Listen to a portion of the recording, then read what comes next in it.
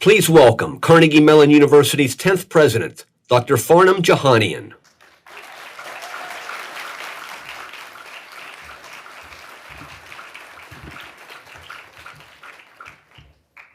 Good afternoon, everyone. I am so thrilled that you've joined us to celebrate a new and exciting chapter in our nation's effort to expand access to STEM education. Thank you all for being here.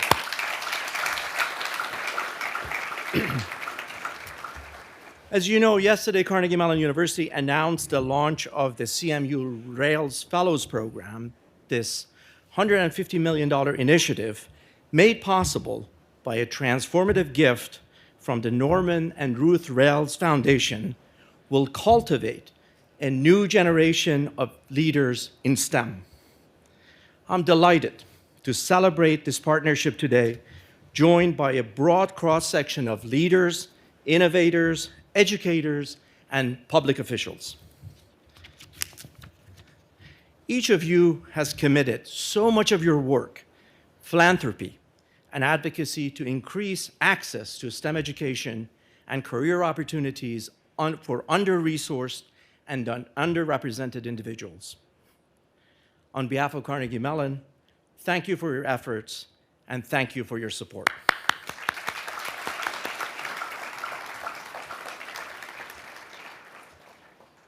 Before we begin our program, I would like to take a moment to introduce several special guests. I would like to begin by acknowledging the Rales Foundation and members of the Rales family who are here with us today, especially the three trustees of the foundation, Steve, Mitch, and Josh Rales. Will you please stand to be recognized?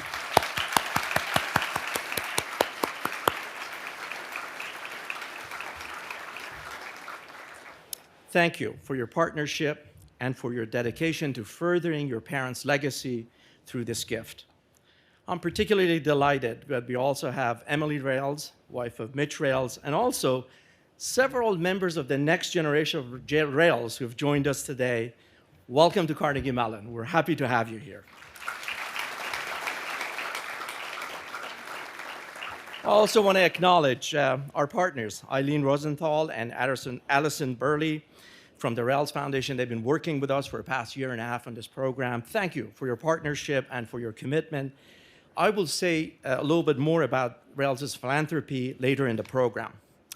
I'm also pleased to welcome several elected representatives and leaders from government agencies, including the Honorable Josh Shapiro, Governor of the Commonwealth of Pennsylvania, who will provide keynote speech in a moment. Thank you for being here, Governor.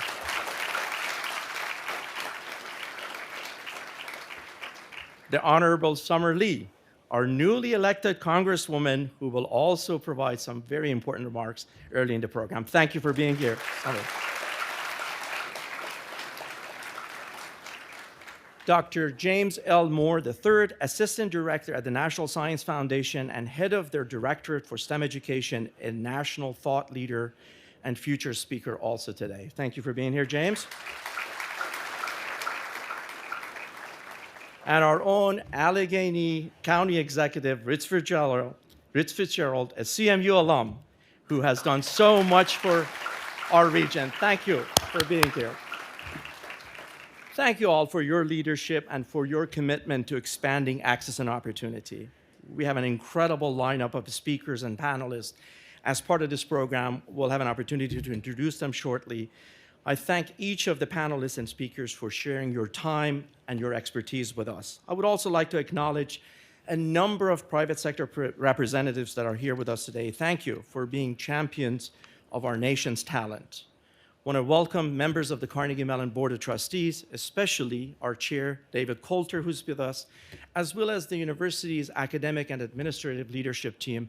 Thank you all for your unwavering commitment and for your support. And of course, I am so delighted to see a number of our CMU students with us. Would all the CMU students, I think you're somewhere in here, stand to be recognized. CMU students, please stand. All right.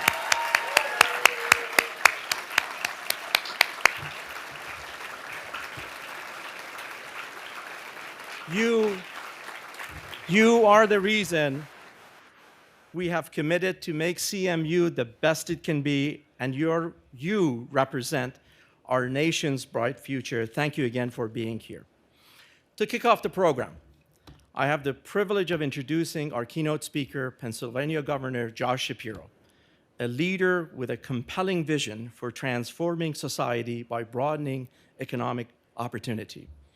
Governor Shapiro was sworn in as Pennsylvania's 48th governor on January 17th, after breaking election records to become the first gubernatorial candidate to receive 3 million votes in the Commonwealth. You can clap.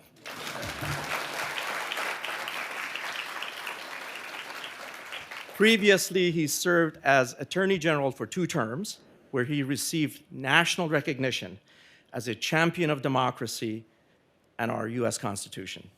On a personal note, I've had the opportunity to get to know Governor Shapiro over the past few years.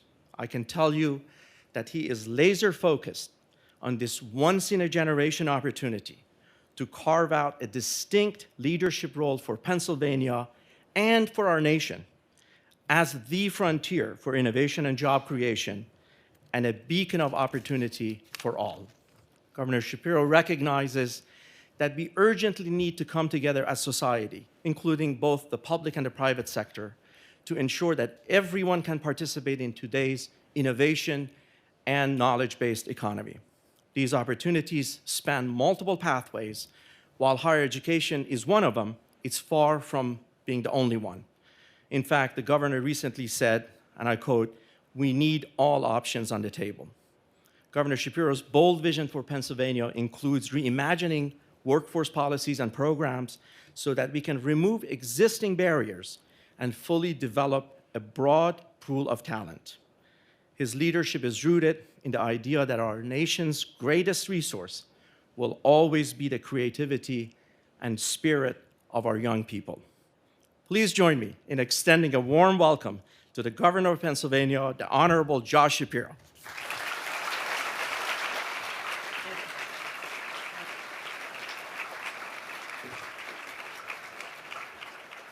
Well, good afternoon, everyone. It is so good to be with all of you to celebrate this critically important step forward, not just for CMU, but for the broader community in the Commonwealth of Pennsylvania. I want to begin by thanking your president and my friend, Farnam Jahanian, who is not just a tremendous leader here at CMU, and as I understand it, you got a few more years here. Thank God you're going to be here. But he understands that the power of a university cannot stop at the walls, and by the way, pretty beautiful walls here, at the walls of our buildings. That's why he's so engaged in civic life, and one of the leaders of my transition team as I transitioned from the Attorney General's office into being the Commonwealth's 48th governor, and he provided an invaluable service there. So thank you for your leadership here at CMU and all across Pennsylvania. I want to echo that thanks to 2 of our outstanding elected leaders who are here. One who's been with us now for 3 terms, our great county executive and alum, Rich Fitzgerald, who's been a terrific partner to me and to my predecessor. And to our new history-making Congresswoman right here, who represents CMU in the halls of the Capitol and represents a face that's bringing more opportunity and more chances for folks who have been historically left behind by virtue of not just her presence and her vote, but her voice, which is incredibly powerful. Congresswoman Summer Lee, thank you for your leadership. And one other acknowledgement, if I may. Yeah, President may have overlooked this guy. His former chief of staff here at CMU, and now our acting, soon to be not acting, but acting Secretary of the Department of Community and Economic Development, the person who's going to help us grow the economy here in the Commonwealth, create opportunity for all, our DCED Acting Secretary, Rick Seiger. Rick, thank you very much.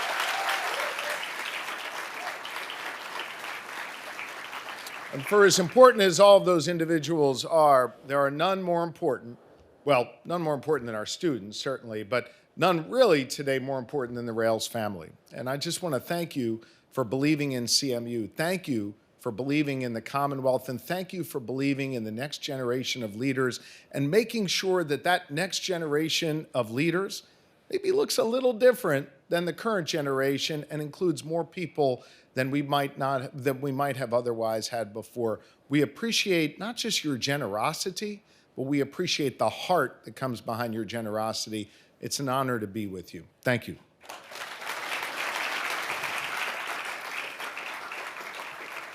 I'm proud to be back in Pittsburgh, which is, of course, a center of innovation here in the Commonwealth of Pennsylvania. A long tradition of recruiting and training the best workforce in the nation, the toughest workforce, the grittiest workforce, and the smartest workforce that has literally led to buildings and bridges being constructed and robotics now and the technology behind that being developed.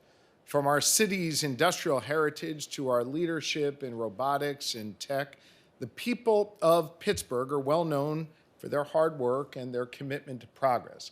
They indeed show not just the Commonwealth, but the entire country how we make advancements in a new economy. CMU's own history is a testament to Pittsburgh's constant progress. CMU began as a technical training school, educating students in the trades, and it has, of course, transformed into a premier global research institution. Today, students and staff here at Carnegie Mellon are performing cutting-edge research, working with groundbreaking companies, and laying the groundwork for the next generation of Pennsylvania-driven progress. You are training the next generation of innovators and leaders, and you should be proud of what you have accomplished. The one thing I hold against you is I get sick and tired of traveling across this country and having someone come over to me who's doing something really interesting and saying, I graduated CMU. And I say, well, why the hell aren't you in Pennsylvania? Get back home. So we want you to train the big brains of tomorrow and keep them here in Pennsylvania, something I know that this foundation's investment will help us do. Today, of course, we are here to celebrate the launch of the Rales Fellowship Program, a fantastic new program to give students with the fewest resources the most support. The Rales Fellowship will give underrepresented and under-resourced students who are studying STEM in the fields the opportunity to receive a tuition-free graduate education. Unbelievable. You're shaking your head like that. I know what you're saying. It's a huge deal, right? It really is. You should clap for that. You should clap for that.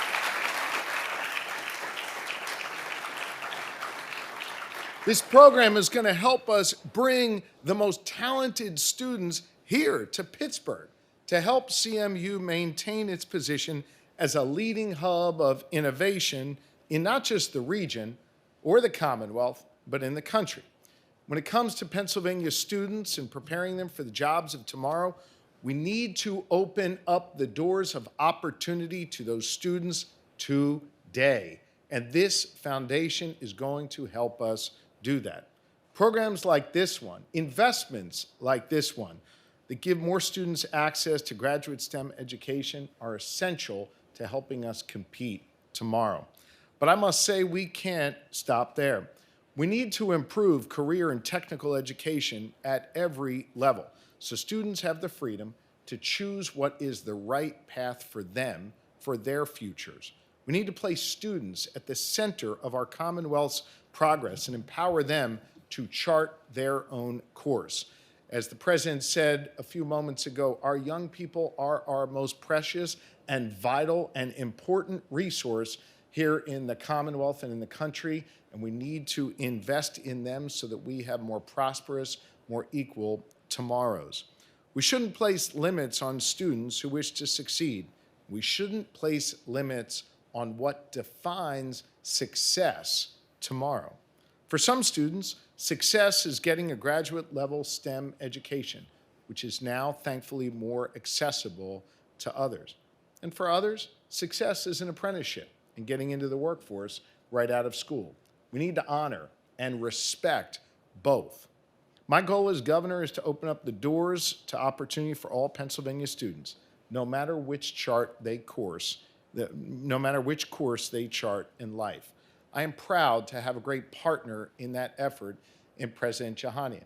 It might sound strange to think of a president of a fine institution like Carnegie Mellon University caring about that kid who decides to go and work in a union apprenticeship, or deciding not to go to college but go out in the workforce. Understanding that the skills we help that individual develop are going to be just as essential as the skills that are developed here within the walls of CMU. The fact that he understands that, and the fact that we can all come together behind that shared vision of opportunity for all, demonstrates not just the strength of CMU or your president, but the fact that there is real hope for tomorrow. When I took my oath of office just about a month ago, I vowed to fight for the cause of real freedom for all Pennsylvanians. I know that can sound a bit lofty, but to me, real freedom is quite simple. Real freedom is about creating real opportunity for all Pennsylvanians, respecting all Pennsylvanians, no matter what you look like, where you come from, who you love, or who you pray to or choose not to pray to. The kind of real opportunity that comes because we decide to make investments in young people today so they can flourish tomorrow. Investments that come from the Commonwealth, investments that come from Carnegie Mellon University, investments that come from foundations like Rales that care deeply about the future of this country. I've spent my first month in office with your president's help, with Rick's help, and others trying to create the opportunity of real freedom for all Pennsylvanians. And this is another important step in that process. We have enormous potential here in Pennsylvania. I am so optimistic about our future because of partnerships like this and because of the kind of vision and compassion and heart that you're seeing in this room today. We know we have the best, most highly skilled workforce in the country. We've got world-class universities like CMU that can help chart a course for tomorrow. Pennsylvania has a great chance to be the innovation leader, to be a leader with a heart that lifts everybody up, that creates opportunity for all. And the work that is being done here at CMU is a great example of that. I couldn't be more proud to be the Commonwealth's 48th governor, and couldn't be more honored to be with all of you here today. This is an important step forward for all of us. This is something we should all celebrate, and this is something we should all track, because we will look back on this investment and know that this investment leads to progress tomorrow for people who might not otherwise have a shot. That is real freedom. That is real opportunity, and that is what's happening right here at Carnegie Mellon University. Thank you for having me. Mr. President, the floor is now yours again. Thank you. Thank you.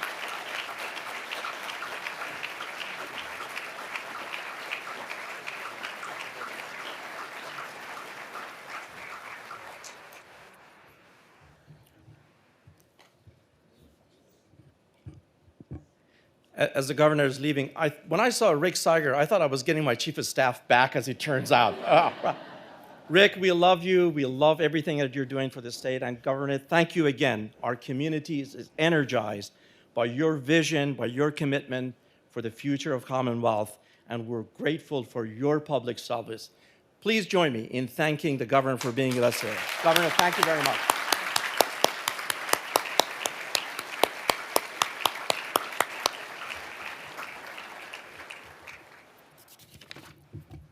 We have a great governor. Don't you agree? He's not in the room, but don't you agree? Let's hear it for the governor. We are so fortunate. At this time, it is my pleasure to tell you more about the CMU Rales Fellows Program, a transformative new initiative that will broaden access to graduate education in science, technology, engineering, and math. This program is rooted in a profound recognition of the forces reshaping our society including rapid digital transformation and the proliferation of new technologies, which is all being accentuated by global competition. As we confront this rapid pace of change, attracting and equipping a diverse group of future leaders in STEM has never been more important to our economic prosperity, our global competitiveness, and our national security. This base of talent is really the wellspring upon which America's science and engineering enterprise depends. But the evidence is clear. The United States is facing critical shortfall of students pursuing advanced degrees in STEM fields, particularly among underrepresented and under-resourced individuals, including first-generation students.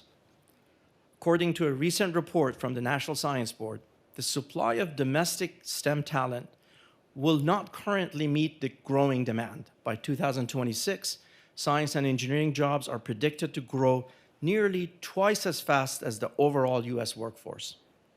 Ensuring that young people across this nation are given access to high-quality STEM education and do not face obstacles because of their background or circumstances is an urgent priority for all of us. Let me share some data with you that illustrates this challenge. 36% of the college-age population identify themselves as Black or Hispanic, but represent just 18% of the domestic STEM graduate students. Among college-educated workforce in science and engineering occupations in 2021, only 16% of engineers were women. First-generation students are about 20% less likely to pursue a graduate degree, according to the Pew Research Center in 2021. Across the board, these talented students from under-resourced backgrounds report that the cost and their debt burden are significant barriers to seeking advanced degrees. For example, according to the Council of Graduate Schools, the average undergraduate loan debt is 65% higher for first-generation college students compared to continuing generation students. 65% higher. As a result of these trends, we're leaving far too many talented students on the sidelines. The National Science Foundation, as you will hear in just a moment from my friend James Moore III, has diagnosed this societal challenge as the missing millions. This gap in access is a loss of opportunity for individuals and a loss of talent and creativity for society. It also represents a moral imperative, one that gets at the heart of our mission in higher education. I'm reminded of something education pioneer Horace Mann said in 1848, and I quote, "Education beyond all other devices of human origin is the great equalizer and the wheel balance of social machinery." Indeed, I believe that there is no force more powerful than education in bridging socioeconomic divides and catalyzing social mobility. The CMU Rales Fellows Program is a commitment to respond to this pivotal moment and to help recalibrate the balance wheel, so to speak. This is much more than just a fellowship program. It's specially designed to expand access to graduate level STEM education with a particular focus on master's program and to support lifelong success of the graduates. The program will eliminate costs as a barrier by providing full tuition and a living stipend to cover costs like housing, health insurance, and professional conference travel. This is rare for master's programs. The program will also provide holistic personal and professional development opportunities. This support and development system will include comprehensive onboarding, dedicated career services, faculty mentoring. We know how mentoring is important to the success of the students, and programs to expand their personal networks and opportunities to build leadership skills. At steady state, we're expecting 85 to 90 Rales Fellows on our campus in an academic year. Over the coming decades, That means we're graduating thousands of CMU alumni prepared to realize new scientific and technological breakthroughs for the benefit of humanity. And I'm certain that's going to help move the needle. It is our aspiration, and when I say ours, it's ours and the Rales Foundation's aspiration, that CMU Rales Fellows Program will create a national model that other colleges and universities will seek to emulate. Recruiting top talent, of course, is a crucial part of the program. You're going to hear a lot more about it in the coming year. But this is why we're proud to announce a new partnership with the Ron Brown Scholars Program to support us in recruiting the CMU Rales Fellows. Founded in 1996, the Ron Brown Scholars Program is one of the premier scholarship opportunities in the US for African American students at the undergraduate level. I would like to thank Mike Mallory, President and CEO of Ron Brown Scholars Program, and Chris Hunter, Director of Ron Brown's STEM 101 program. Both of them are here with us for their insight and support as we develop this program over the past year and a half. We are delighted that you're here with us. Thank you for joining us.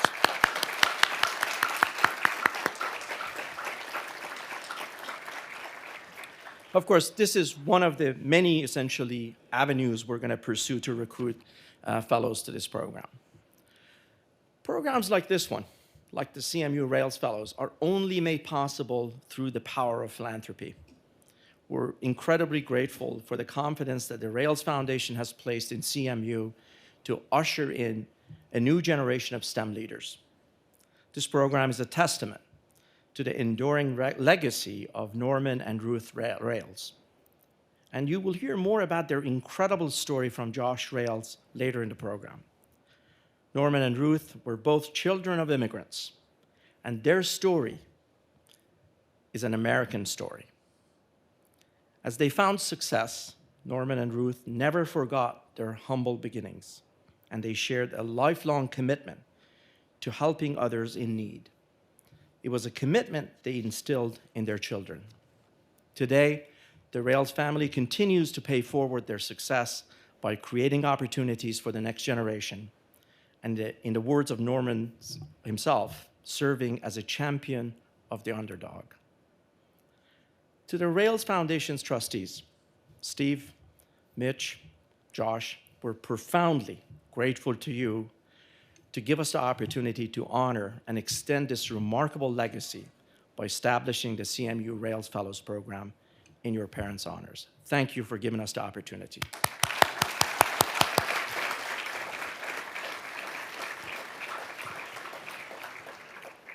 Before I invite Josh to say a few words, I would like to present the Rales Foundation trustees with a token of our gratitude.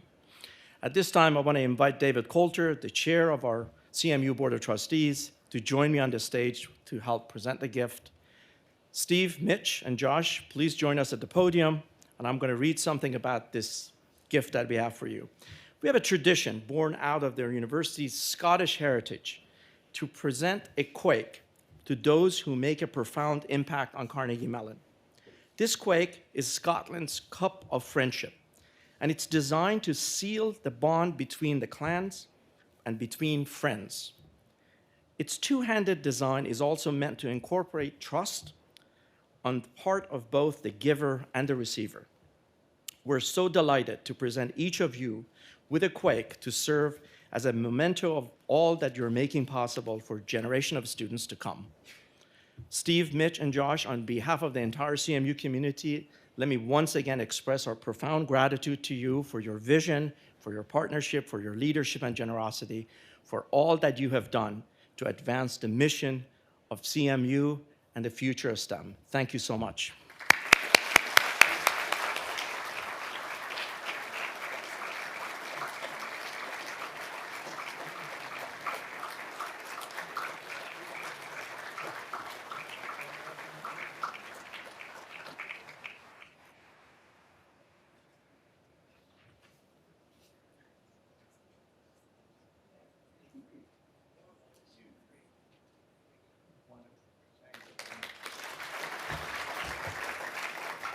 I now invite Josh Rales, president of the Rales Foundation, to say a few words. Josh.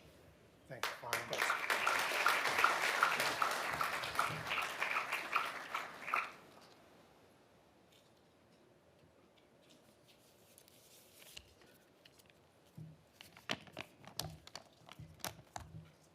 Good afternoon, everyone.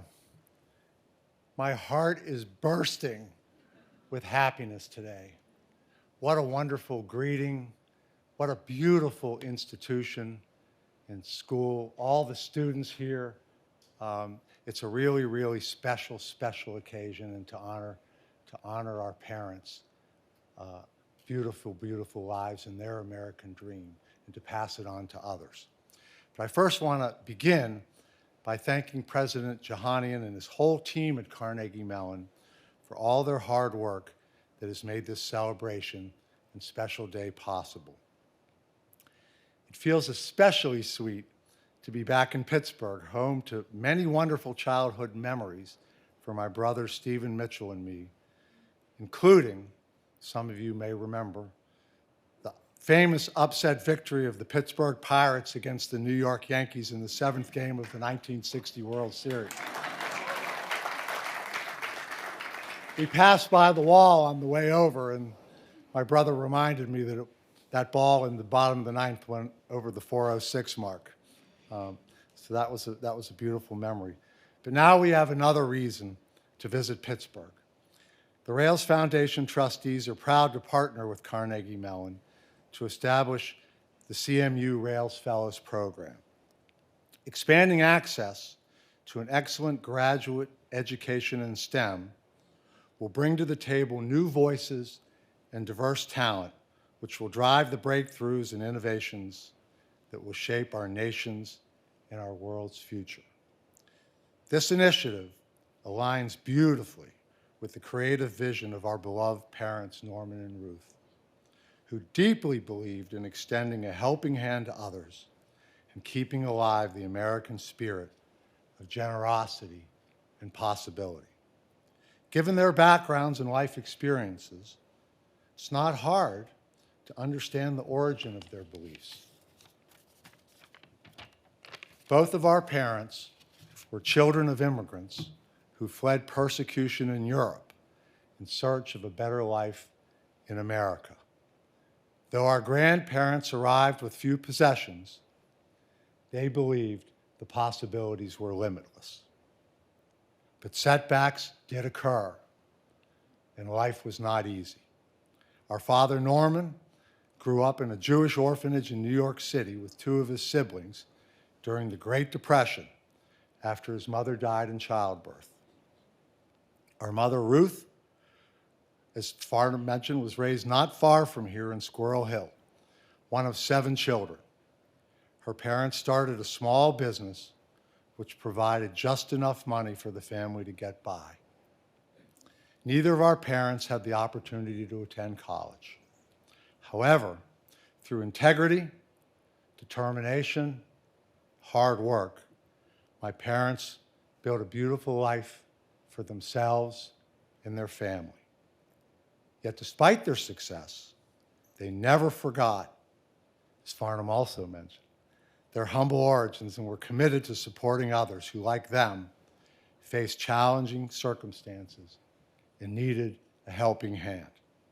The Rales Fellows Program, which will enable exceptionally talented students from underrepresented and under-resourced backgrounds to enter the upper reaches of STEM fields, aligns perfectly with my parents' values and lifelong commitment to pay forward their success.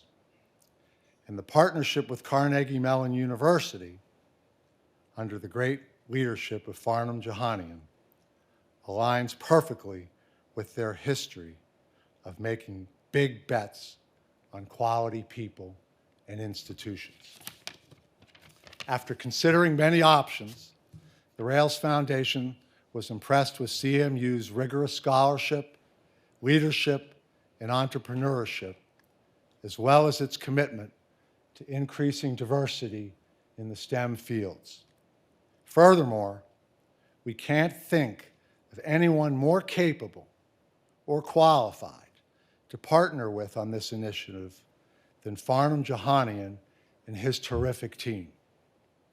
An immigrant himself, Farnam arrived in this country at the age of 16 with the same hope and fiery determination as our grandparents for a better future.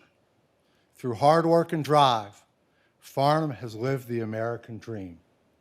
Not only has he distinguished himself as an outstanding scientist, but also as a university provost, president, and successful entrepreneur.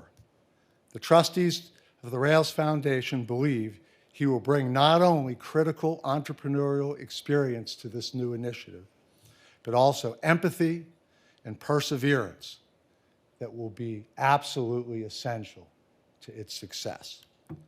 Together, we look forward to building the Rales Fellows Program, guided by a shared commitment to excellence and to attracting our nation's finest talent, so that this program will not only endure, but will become a model for others to emulate.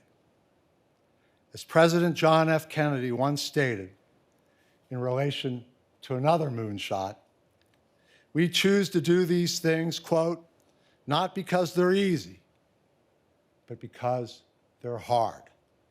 Creating new pathways to opportunity, to foster greater diversity of thought and leadership in the sciences is a challenge we have undertaken because we believe it is imperative to the future of this country. We can only imagine the discoveries and breakthroughs to come, driven by new generations of STEM leaders and visionaries. My brothers and I can think of no better way to honor our parents and to keep their values alive. Finally, I want to thank my colleagues at the Rales Foundation, Eileen Rosenthal, Allison Byerly, and Maura Dyer, for all their hard work on this initiative. They are the mighty trio who I am privileged to work with each and every day. The trustees are grateful for their commitment and contribution. Thank you very much.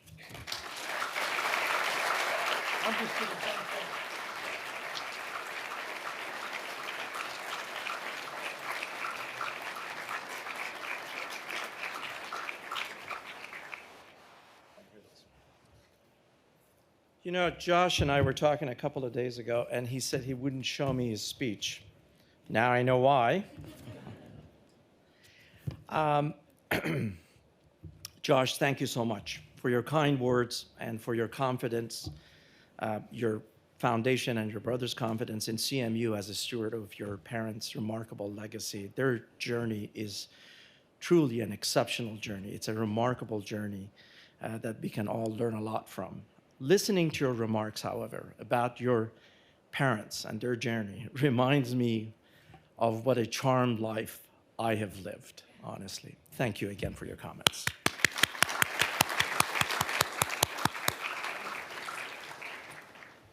Now I have another treat for you.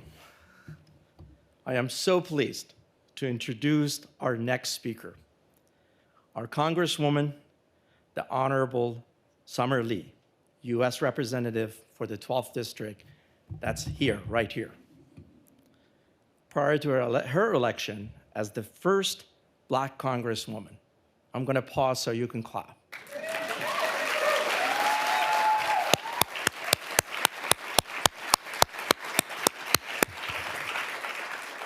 To serve Pennsylvania, Representative Lee has already made a significant impact in Western PA. First as an attorney and community organizer, and later through her service in the state legislature. We're extremely pleased that Representative Lee sought appointment to the House Science, Space, and Technology Committee, where she sits on the subcommittee on energy. The committee has played a central role in crafting and enacting the CHIPS and Science Act, an historic measure that will define the next several decades for U.S. science and innovation and economic development. We're excited that Representative Lee is bringing her passion for education and innovation to Congress, as well as her focus on the very issue that brings us together today, broadening access and opportunity in STEM for all. I know that Representative Lee's own journey is so inspiring to our students everywhere. Please join me in extending a warm welcome to the Honorable Summer Lee.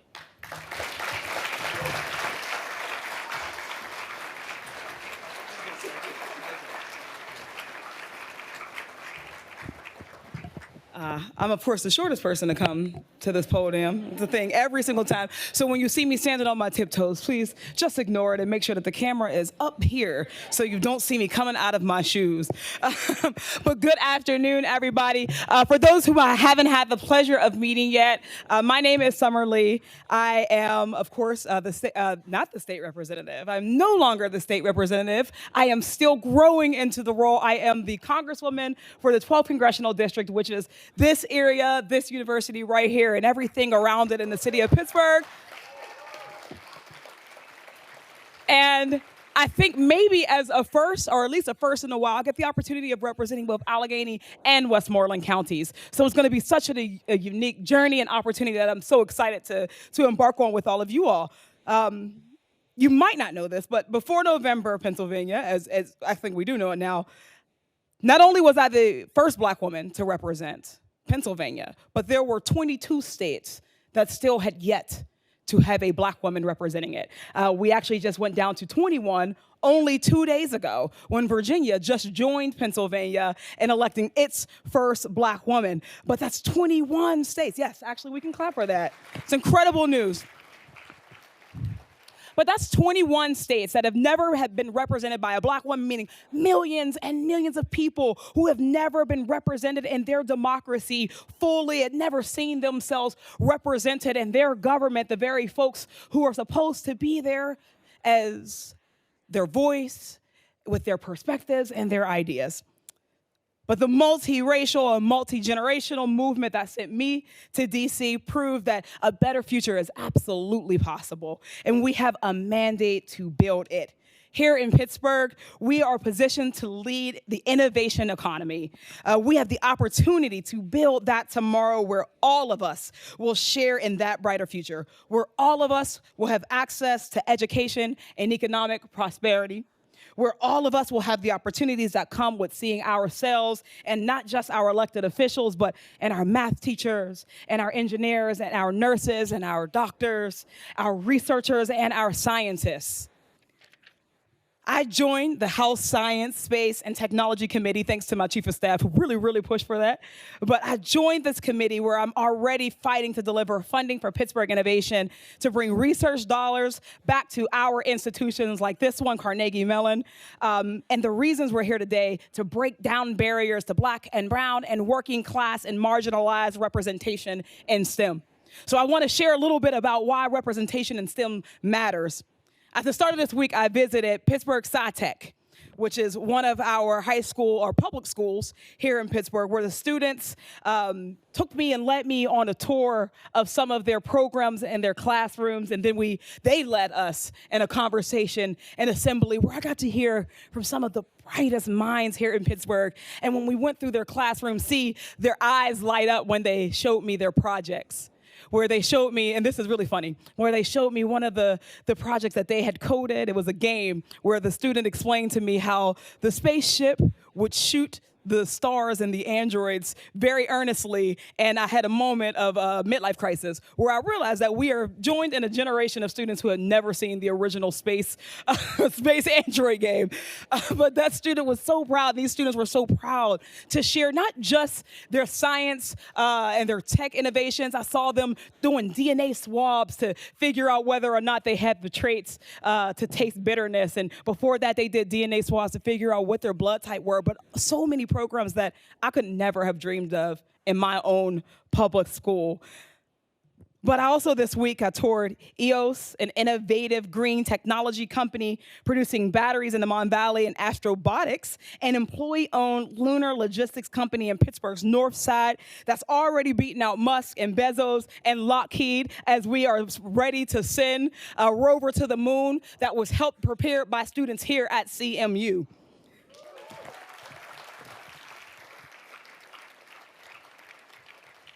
So like the students and teachers at Pittsburgh Sci-Tech High School, leaders at these private sector powerhouses stress the importance of preparing young people today for STEM jobs of tomorrow. And they told me how important it will be to close the gap that keeps education and training out of reach for Black and brown and working class students and women students in STEM whose contributions we so desperately need.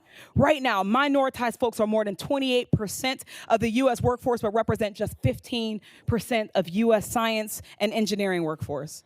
36% of college-age population identify as Black or Latino, but represent just 18.4% of domestic STEM graduate students. First-generation undergraduate students are 20% less likely to pursue a graduate degree, and just 3% of first-generation undergraduate degree recipients pursue doctoral degrees. While the number of STEM graduate degrees granted overall to underrepresented U.S. students have increased in the past decade, the number of degrees for underrepresented students continues to be below their share. As a Black woman with a law degree who has an obscene amount of student loan debt, I will not say the number, that will be distracting. This problem is personal to me, but it's also preventable. It's why I'm fighting to cancel student loan debt and provide free college and graduate school for all students, even in the face of our Supreme Court's move to hold up basic student loan forgiveness. But in the meantime, STEM scholarship programs like this one that will send 86 students to STEM graduate programs are essential. Thanks to the Rales' generous multi-million-dollar investment at CMU, students in undergraduate STEM programs who wouldn't go for a master's degree will be identified. 86 Black, brown, and working class and first-generation students who can receive fully paid master's and PhD, as well as a stipend to cover living expenses, housing, health insurance. Their endowment will provide support with cohort-based onboarding, extensive career services, faculty mentoring that we heard about, personal network programs to help these brilliant students break into these hard-to-break-into STEM fields, and they will now be supported by a community that reflects their experiences. By closing the representation gap in the STEM fields, we can deliver a brighter future for students like students here, and those students that I met at Pittsburgh Sci-Tech who have such a brilliant future if we just help them to unlock it. So while our fight for equity and justice continues, this is something to celebrate this Black History Month, and I hope you'll join me in redoubling our commitment together as a community to make access to education, economic opportunity, and the benefits of innovation a reality for all students. Thank you all so much. Thank you to everyone who made this a possibility, and thank you to the students for your work building our better future that we are all waiting for.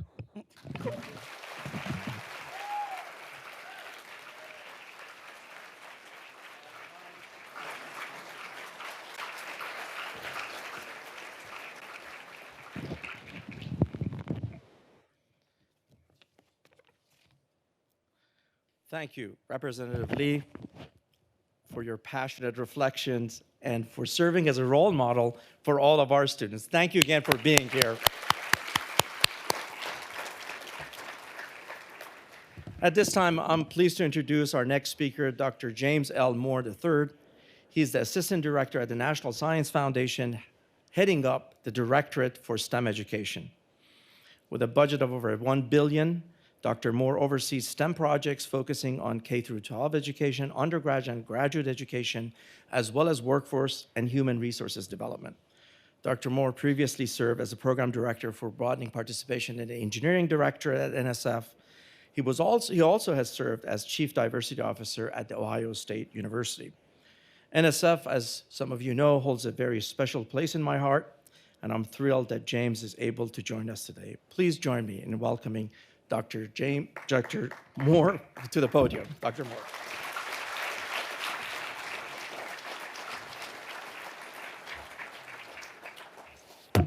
There's something in the air, and it's prophetic, and it's profound, and it's just quite overwhelming to be in the room where we're investing in the next generation, not only just science, technology, and innovation. We're focusing on the people who can help us solve some of the grand challenges of our generation.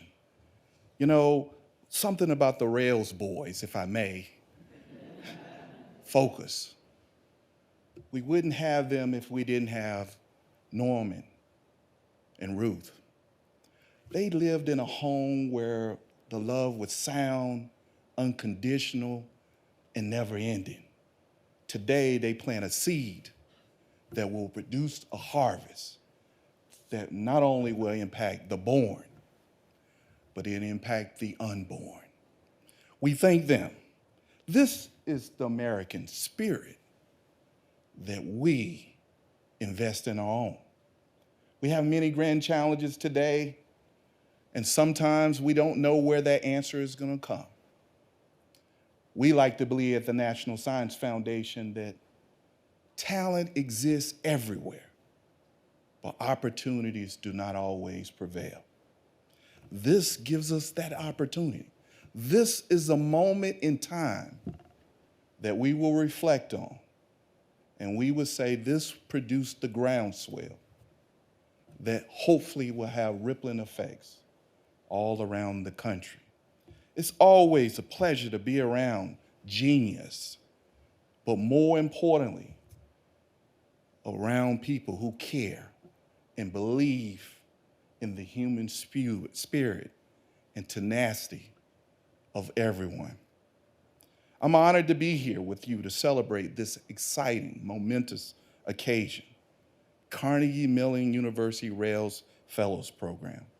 I'm gonna slightly deviate from my remarks because I'm able to stand here because of a gentleman who's my mentor, who got his PhD at Carnegie Mellon in the 60s and told me one day, you will be before people and do things that you can't even see.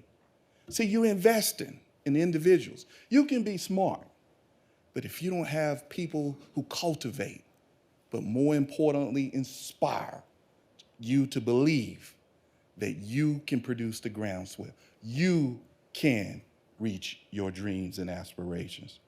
I commend the Rales family, Carnegie Mellon, the Ron Brown Scholar Program, and the National Gem Consortium for working together to meet the urgent challenge of today to reach the missing millions in STEM. What does that mean when I say the missing millions? Individuals who have not been adequately cultivated, nurtured, but more importantly, inspired to go into the STEM enterprise. We all know that it's vital that we begin to engage and go places where sometimes it is most difficult to provide educational opportunities. Our nation depends on nurturing talent of all walks of life. Whether we're talking about Appalachia, or we're talking about the Arkansas, Mississippi Delta regions, or we're talking about the Black Belt of Alabama, or we're talking about where my home academic institution in Ohio, Youngstown, Ohio, Gary, Indiana. This resonates with us, it's personal. Or even in Pittsburgh, where work has disappeared and has impacted us in profound ways, and so much we have went insular. But I'm thankful that we have the Rales family because they're saying they're opening themselves. Not only just opening their wallets, but they're opening their hearts. See, when you open your heart, see, that's where the magic takes place. That's when I used to have Fridays with Hohenschildt. It's the inverse with, if you ever read the book, Tuesdays with Maury.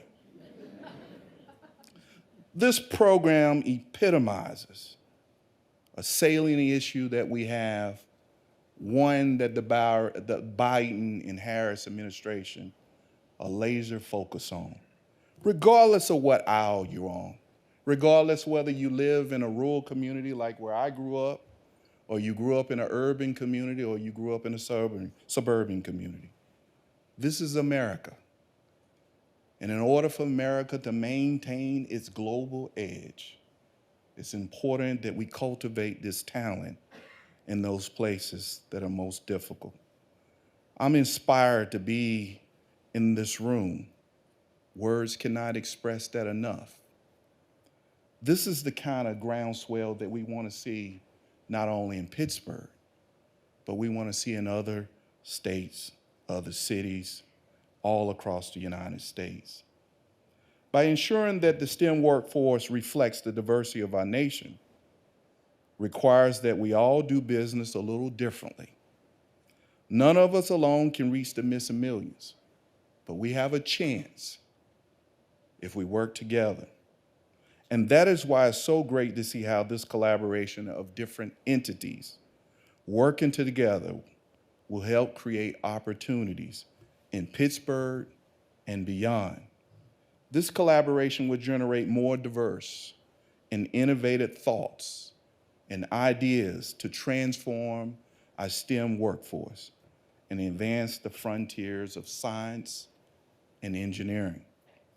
Of course, I know I'm preaching to the choir here when we talk about these long-standing disparities that persist at all levels of the STEM enterprise.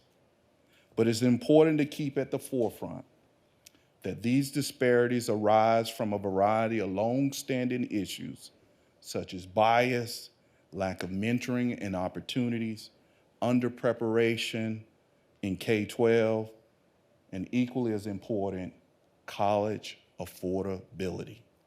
So it's critical to inspire and reach those who have been historically underserved and under-resourced in STEM. And by all indications, the Rales Fellowship Program will do just that.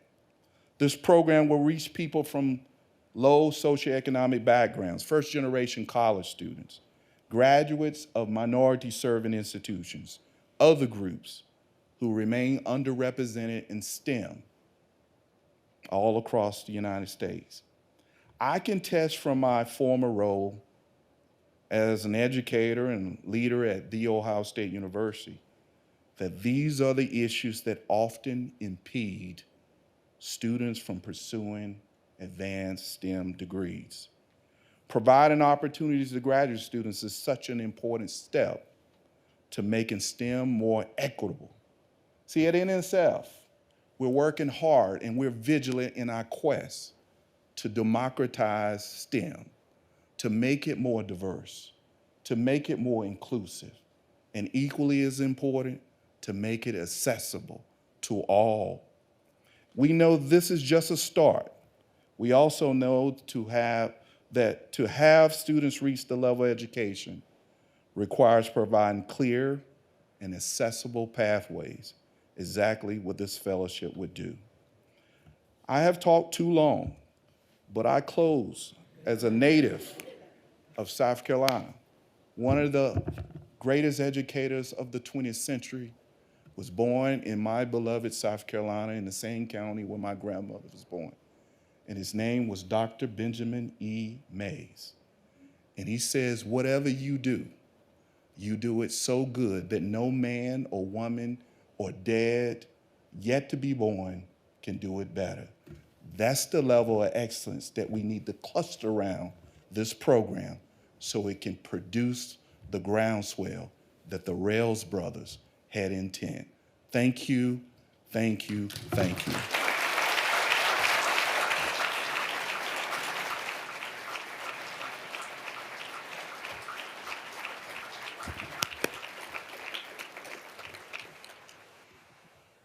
Thank you again, James, for your remarks, for your leadership and your service, and we're really delighted that you were able to join us this afternoon.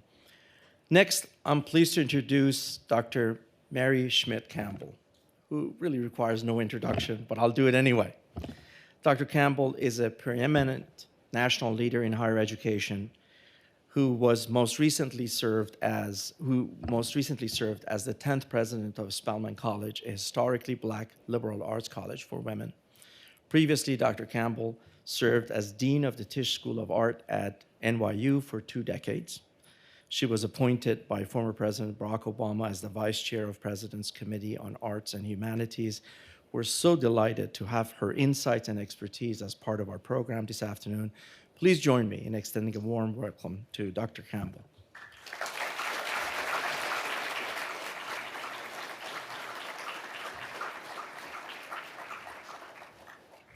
Boy, what a privilege it is to stand here today.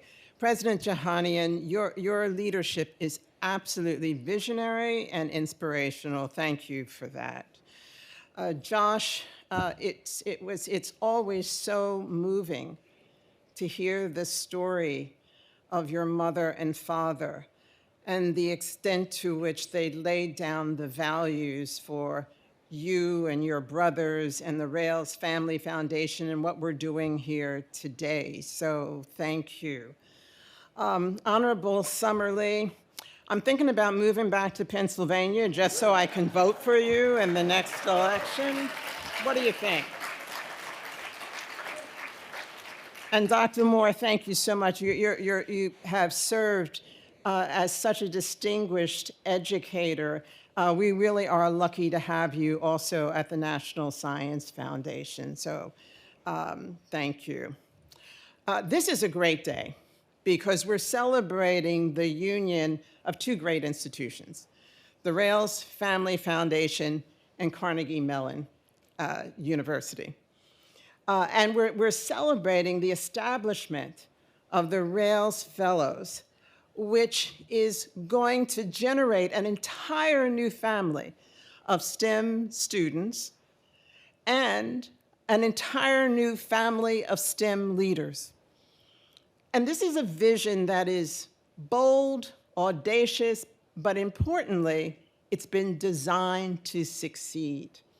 And I say that with great confidence because I've come to know something of the moral core of both CMU and the Rales Family Foundation, their sense of excellence, determination, and what I like to call their radical hopefulness. I speak with confidence about CMU because before the pandemic, when I was still serving as president of Spelman College, my provost and I had the great privilege of traveling to the CMU campus. We took with us a pretty big team of Spelman faculty. And let me say something about Spelman College, and Dr. Moore knows this. According to the National Science Foundation rankings, Spelman, which is a college for Black women in Atlanta, Georgia, produces more Black women who earn PhDs in STEM fields than any other college or university in the country. I just had to say that.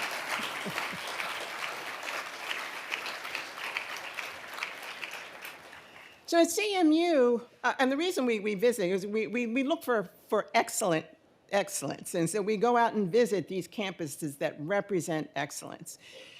Excellence was all around us at CMU. I had an opportunity to speak to some of the students here. And I just want to say, boy, if our future is in their hands, we're really in good hands. So thank you to CMU students. And what impressed me is that the president and his provost and his academic team personally sat down with us. And I said to myself, well, when the president spends time with you, you know the commitment to equity in science is real. And during that visit, it was very clear to see that excellence everywhere, to see it in the research efforts, to know that this is a highly selective institution, to know that the graduation rate is over 90%, and there's only a tiny circle of American universities that can boast that. During our visit, we learned of the effort to establish the Tartan Scholars Program, which I understand now has grown to a program of over 400 scholars, all of whom are underrepresented, under-resourced, who have been supported financially and academically. And the first cohort is graduating with a graduation rate that exceeds the general population. So we know, yes.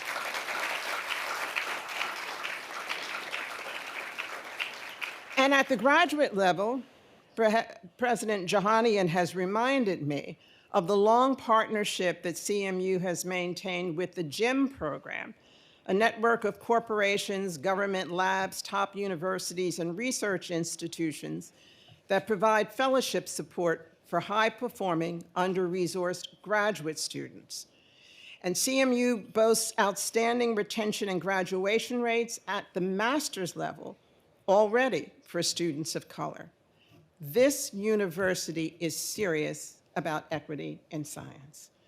I'm equally confident that this program will succeed because of what I've learned about the Rales Family Foundation, whom I met only recently, first via Zoom and now today in person, when I had the privilege to speak to Mitch and Josh and to look at the research that serves as the basis for the program.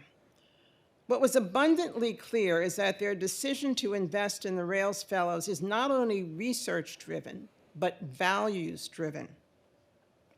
Everything about this program reflects the values evident in the inspiring life story that you just heard of their mother and father.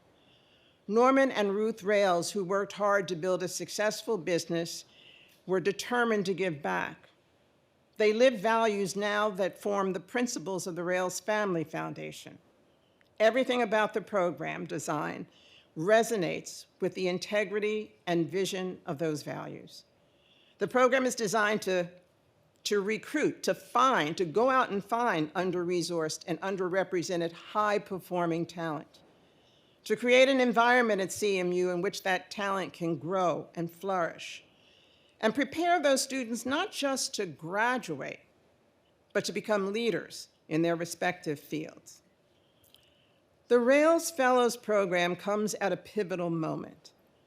The American Association for the Advancement of Science, in concert with the Doris Duke Foundation, with enthusiastic support from the White House, has launched the STEM Opportunity Alliance. The intent is to create a national movement to create equity in STEM. Already, the movement has been embraced by over 90 colleges and universities, corporations, private foundations, and the government, all in support of equity in science. And over $1 billion to date has been committed to the effort.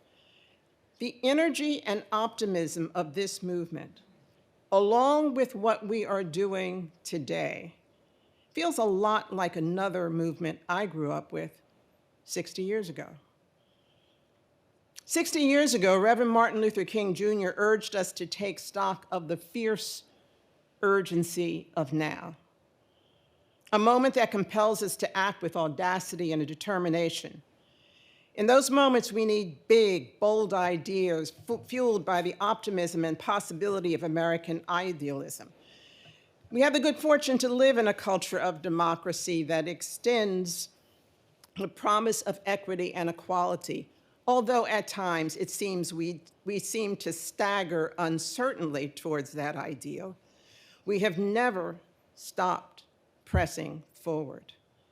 We're at a moment when we need to remind ourselves of what we can accomplish when we link arms, understand what each of us has to offer to our success. This fierce urgency of now comes in the twilight of a pandemic. It comes with our country still reeling from an unresolved racial reckoning and an assault on our electoral process, one of our most cherished democratic processes. I think we all feel that it is time for an affirmation, a reaffirmation of the promise and ideals of this country. We are ready to work hard to realize that reaffirmation. The fierce urgency of now comes at a time too when thought leaders from Bill Gates to Yuval Noah Harari are telling us there's an acute and growing shortage of talent for the revolutionary technological changes that will face the country and the world in the next 20 to 30 years. 80 million unskilled jobs and some white-collar jobs as well may be replaced during that revolution. High-skilled jobs will depend not only on mastering STEM, but benefiting from a good liberal arts education that includes the arts and humanities, as it does here at CMU.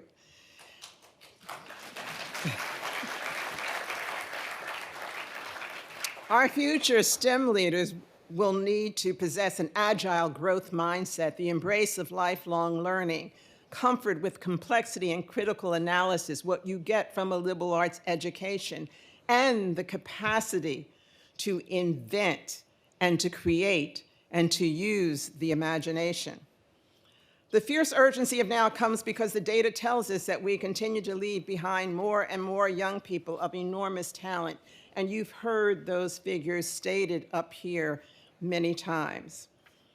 Now, this afternoon, you're going to have the good fortune to listen to a star-studded panel filled with STEM luminaries, many of whom have spent a lifetime grappling with these issues. The legendary Dr. Shirley Malcom, who has spent a lifetime developing and implementing initiatives designed to increase the underrepresented in STEM. John Anderson, president of the National Academy of Engineering, Carmelle Norice-Tra, director of clinical research at Merck, and of course, Mitch Rales, co-founder and executive chairman of the Danaher Corporation and trustee of the Rales Foundation. So you may be sitting there wondering, why am I, an art historian, standing here to speak to you this afternoon? As unlikely a candidate as I might seem, I accepted the invitation to speak for 3 reasons. One, and primarily, my recent experience as the president of Spelman College, and I will talk about that more. But second, my spouse of 54 years, Dr. George Campbell Jr., was one of those severely under-resourced Black students who chose STEM. Having known him since I was 13, I watched him clear one hurdle after another on his way to earning his PhD in theoretical particle physics. Finally, I'm here because I believe so completely in our ability in this country to accomplish what is daunting, what is seemingly impossible. If we link arms, find value in our differences, there's no stopping us. So let me start with Spelman College. So Spelman, in my view, is a product of radical hopefulness in this country. It came into being at a time right after the Civil War. There were millions of emancipated slaves who were uneducated. And that was when most of our historically Black, what we now call historically Black colleges and universities came into being. Spelman was one of them. 2 white Baptist missionaries came from Salem, Massachusetts, and they were determined, we're going to start a school, the best in the country for Black women. And they started in a basement, a sooty basement of a Black Baptist church in Atlanta. Over time, they raised money. One of their donors was John D. Rockefeller. He was married to Laura Spelman Rockefeller. And by 1924, this little school that started in a church basement had become a premier liberal arts degree-granting college. When I came to Spelman in 2015, I was very conscious of this history, the high standards, the school's rankings. I said, as an art historian, I don't want to mess this up. I don't want to know me. But what I really wanted to know is why? How did they do it? And what I found is much like what is happening here today with the union of CMU and the Rales Foundation. It's really not a mystery. We know how to do this right. Spelman's stature in STEM is the result of a very deliberate, determined, morally urgent effort to effect change that started some 50 years ago. A Black woman, a mathematician by the name of Dr. Etta Faulkner, came to teach at Spelman in the 1960s. She looked around and she said, and it was also the women's movement was gaining ground, and she said, well, this should be the place that is the leading producer of Black women in STEM. And she recruited other young faculty like herself with a sense of purpose. She looked at the departments and said, we got to do better than that, and we need to have more STEM departments.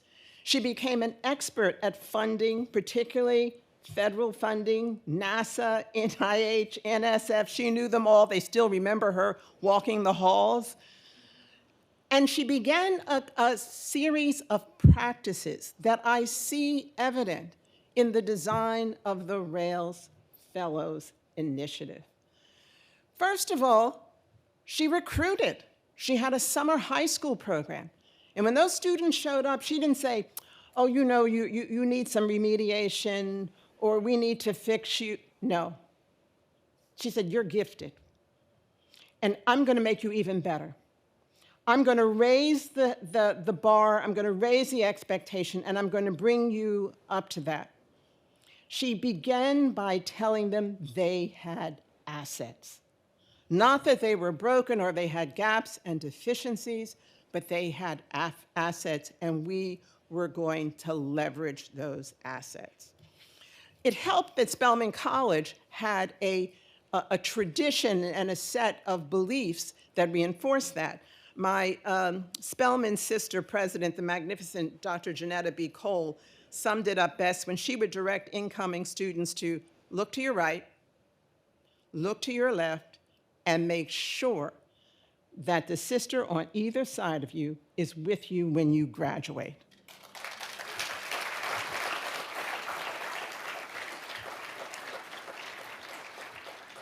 I was so happy to see that the Rales Family Fellows had the principle of cohorts built into its design. And I always like to say that, a campus is kind of like a big city, but your cohort is your neighborhood. It's where everybody knows your name, where you can be yourself, and you kind of let your hair down. And these cohorts that continue sometimes from summer all the way through, are places where students can really get to know each other, help each other, begin to work on that mutual support with each other. Strong faculty involvement was another hallmark, and I have seen in my visit to CMU that faculty are really serious about making this equity in science work. We noticed also that for our faculty, it meant that very often they were called on to be the mentors or guides or advisors for these cohorts, and so we as an institution had to invest more in their development. Find funds to give them release time, to give them time to do their research, to support the faculty even as they were supporting our students. And as a small liberal arts college, it was vital for us to establish partnerships with Research One institutions. We've had a joint engineering program for 50 years with the University of Michigan and Georgia Tech. We have partnerships with the Broad Institute, the MIT Harvard Biomedical Institute. We were exploring that partnership with CMU just before the pandemic hit. We had a study abroad program. Well, it wasn't really abroad, it was Mountain View, California, it was Google, but to us it kind of felt like abroad.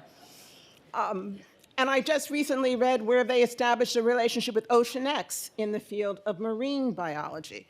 But this was important because so that we understood that one institution cannot always be at the forefront of everything. And so therefore, this notion that colleges and universities around the country are a network of knowledge and knowledge creation. But for me, the most critical strategy, and I know this is one that is shared by the Rales Fellows, the most important strategy that I witnessed was this notion that when students come to us, we have to know who they are and what they bring into the room. 48% of Spelman students when I arrived were Pell eligible. That means their families make $50,000 or less. Some of these students had helped their parents fill out their tax forms or their FAFSAs, and I think they should have gotten AP credit just for that. Some of them were organizers, the heads of households, and they were organizing the care of someone who was ill or someone who was older or taking care of children. They have skills. They may be financially under-resourced, but they are experientially rich. And as we bring them in, we have to make room for that richness as well. I mentioned that my husband is a physicist, and this year the American Physical Society invited him to write a reflection piece on his career as a Black physicist. He was President Emeritus of the Cooper Union for the Advancement of Science and Art. He earned his PhD in theoretical particle physics, as I said, in 1977. When he graduated, when he got his doctorate, there were 7 Black physicists awarded PhDs in physics out of 1,000 physics PhDs awarded that year, okay? He goes on to note that 40 years later, in 2017, there were 14 Black physicists awarded PhDs out of 2,000 physics PhDs awarded that year. Exactly the same proportion as 40 years earlier.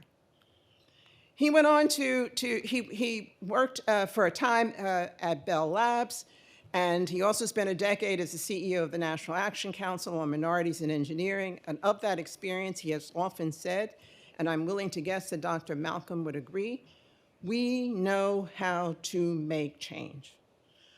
Up until now, we simply have not had the will as a country to put down our differences and link arms to make that change together. And what makes today's announcement so thrilling is that the Rales Family Initiative comes at a moment when we are marshaling our resources and exercising our will to forge a national effort to accomplish equity in STEM. And this program, with its major level of investment, its careful research and constructed design, the dedicated commitment from CMU and everyone here, will undoubtedly make the Rales Fellows a cornerstone of this national effort. In fact, I predict this national movement over time will come to be regarded as another milestone in the lineage of radical hopefulness, another moonshot, to borrow the phrase, that will drive this country forward despite the magnitude of missing millions now. History tells us we can accomplish this. We employed radical hopefulness at the end of the Civil War and created a network of colleges and universities, HBCUs, that are now among the leading producers of underrepresented STEM undergraduates. We employed radical hopefulness after World War II to create more economic equity and prosperity in this country at large by offering veterans who served their country during the war the opportunity to earn a college degree with the establishment of the GI Bill. That one program helped usher in an unprecedented era of prosperity.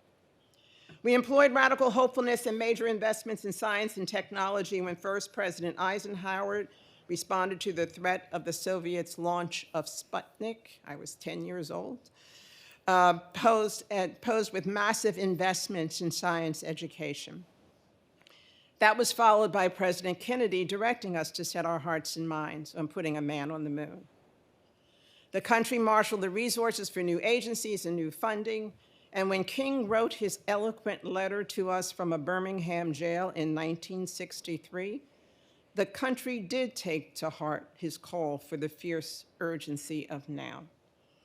And in the years immediately following that letter, we passed groundbreaking legislation that began the dismantling of the Berlin Wall of segregation and disenfranchisement that had dammed up so much talent and possibility in this country.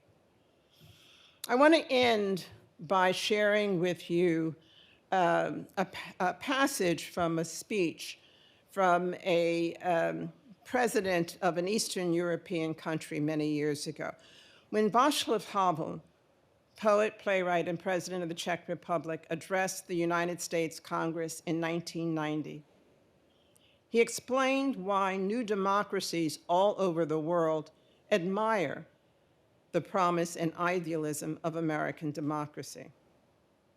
As Havel explained, it's not because we've figured it out. Heaven knows we haven't figured it completely out.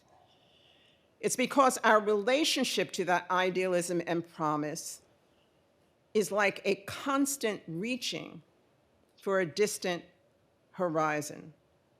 We may never reach the horizon, but we constantly strive uninterrupted in that direction. So today is a day to celebrate that robust striving. Today is a day to reaffirm our belief in the promise of equity and equality.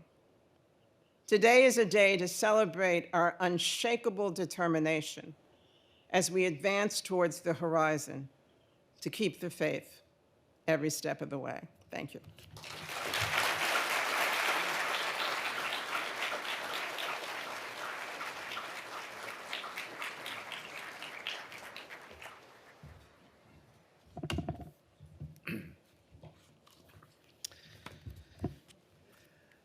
Thank you, Dr. Campbell, for sharing your experiences, your insights with us. Once again, let's hear it for Dr. Campbell. Thank you very much.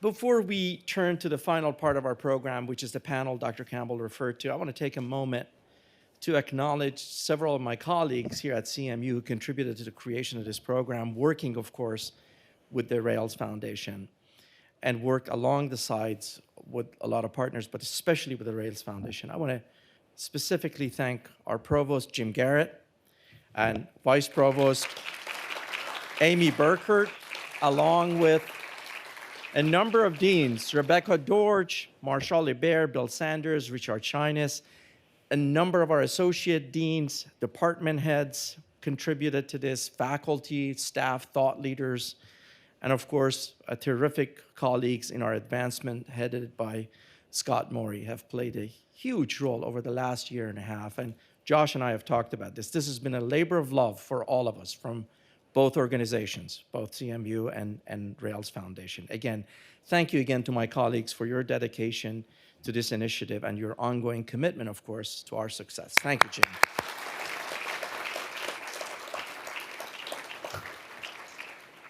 Now let's have some fun. We have a real treat for you. This is such an exciting day for us, of course, at CMU. And I feel it's fitting to share that excitement with a set of panelists who, as Dr. Campbell mentioned, each in their own endeavors have sought to make a more diverse, equitable, inclusive STEM workforce. I'm going to introduce them again, and as I introduce them, please join me on the stage. Dr. John Anderson, the president of National Academy of Engineering, former president of Illinois Institute of Technology, and former dean of College of Engineering at Carnegie Mellon. Welcome home, John. Join me on stage. Dr. Shirley Malcom, senior advisor to the CEO and director of Sea Change at the American Association for Advancement of Science, and a champion, as you heard, for improving access to education and careers in science and engineering for girls and women. Thank you, Shirley, for being here. Dr. Carmelle Norice-Tra, Director of Clinical Research at Merck Research Laboratories, and alumna of the Ron Brown Scholars Program. Please. And Mitch Rales, co-founder and chairman of the Executive Committee of Danaher Corporation and a trustee of Rales Foundation. Thank you all for joining us. Is microphone on? Great. All right. We'll take a 2-second pause as you're removing the podium.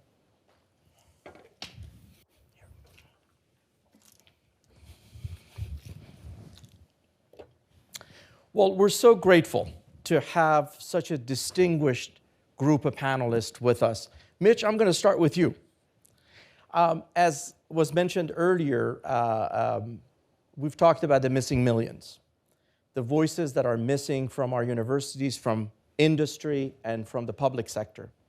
Mitch, you first came to this challenge from the perspective of your work, your successful endeavor in industry, in the private sector. You and your brother Steve have an impressive record of leading and growing a family of innovative companies in life sciences and technology fields.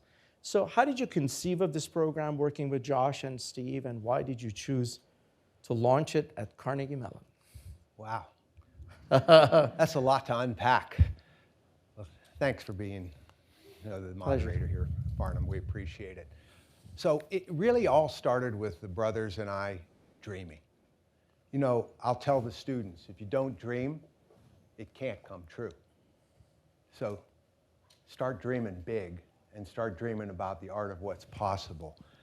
And we wanted to bring a sense of corporate organizational structure to something that's been very unstructured over the years. And what do I mean by that? Well, it starts with, like we've done in our businesses, developing a vision.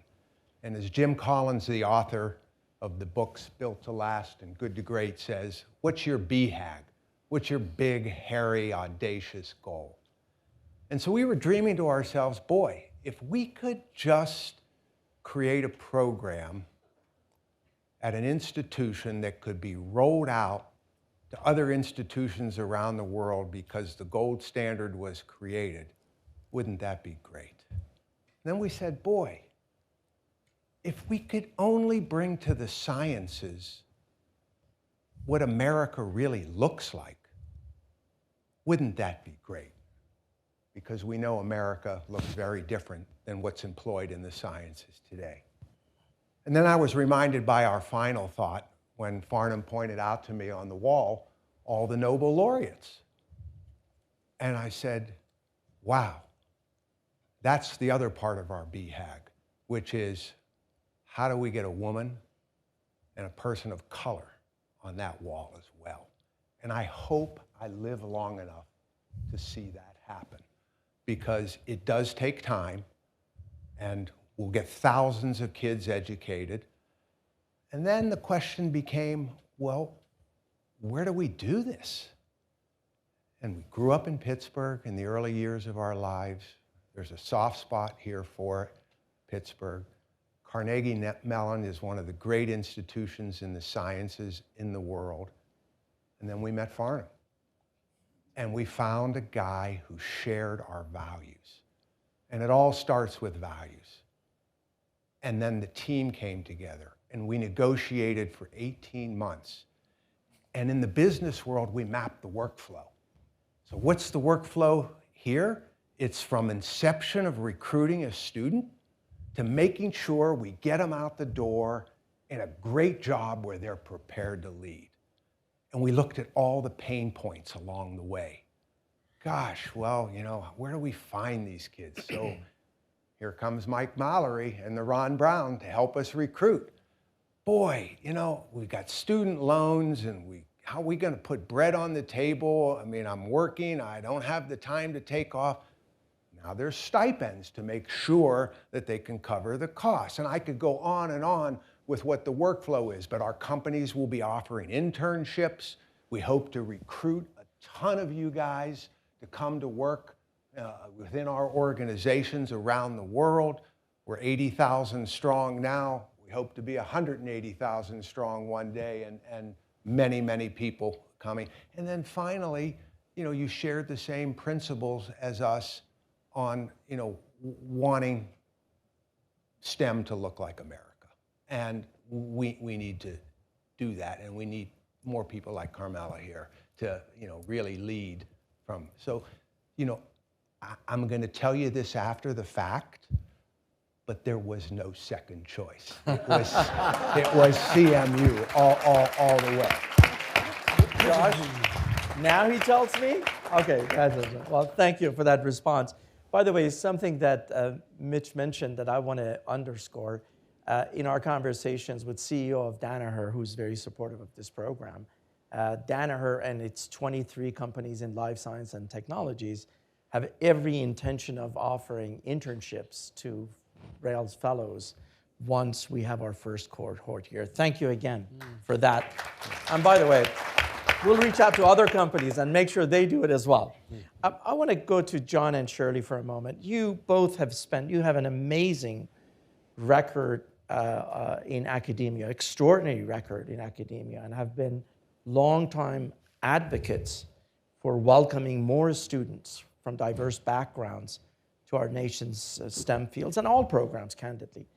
There are many dimensions to this issue, and I know we won't have time to go through all of them, but in your experience, based on your experience, why is this problem so challenging?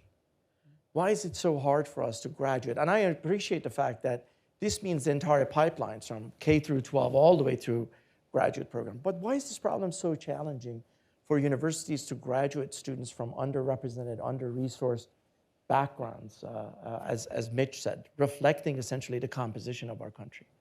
Really? Why is it so hard? Yeah.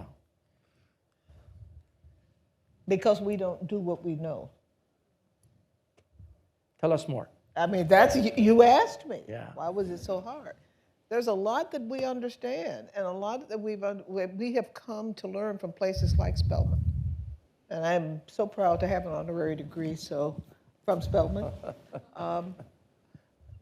There's lots of things that need to be in place. The other real problem with this is that the process of getting from a small kid to a professional within the STEM field, it's a long one. And there are lots of barriers that are basically will pop up along the way. And you've got to be in the business of barrier removal. And it starts at pre-K. It actually starts at prenatal, because the health of the mother basically makes a difference with regard to everything else that comes and that flows from that.